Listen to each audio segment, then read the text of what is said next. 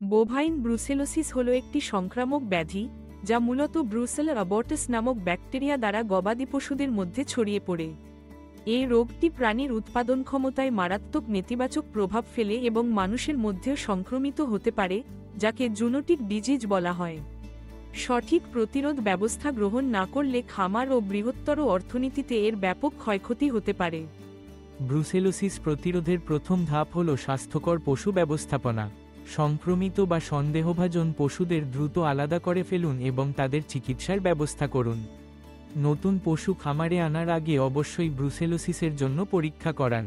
খামারে নিয়মিত স্বাস্থ্য পরীক্ষা ও মনিটরিং অত্যন্ত জরুরি। মৃত বা গর্ভপাত হওয়া পশুর প্লাসেন্টা, ভ্রূণ ও অন্যান্য নিঃসৃত পদার্থ নিরাপদে পুঁতে ফেলুন অথবা নির্দিষ্ট জায়গায় ধ্বংস করুন।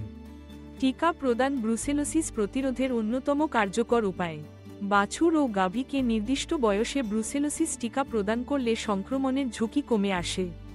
তবে টিকা দেওয়ার আগে অবশ্যই পশু চিকিৎসকের পরামর্শ নেওয়া উচিত। ব্যক্তিগত নিরাপত্তা ব্যবস্থা গ্রহণ করা অত্যন্ত জরুরি। সংক্রমিত পশুর সংস্পর্শে এলে হাতে গ্লাভস, মুখে মাস্ক এবং সুরক্ষা পোশাক ব্যবহার করুন। দুধ পান করার আগে অবশ্যই তা ভালোভাবে ফুটিয়ে নিন, কারণ অপরিশোধিত দুধ থেকেই মানবদেহে সংক্রমণ ছড়াতে পারে। পশু খামার পরিষ্কার পরিচ্ছন্ন রাখা, নিয়মিত জীবাণুনাশক স্প্রে করা এবং বর্জ্য সঠিকভাবে ব্যবস্থাপনা করা অত্যন্ত জরুরি। সচেতনতা ও শিক্ষা প্রসারের মাধ্যমে ব্রুসেলোসিস প্রতিরোধে বড় ভূমিকা রাখা যায়।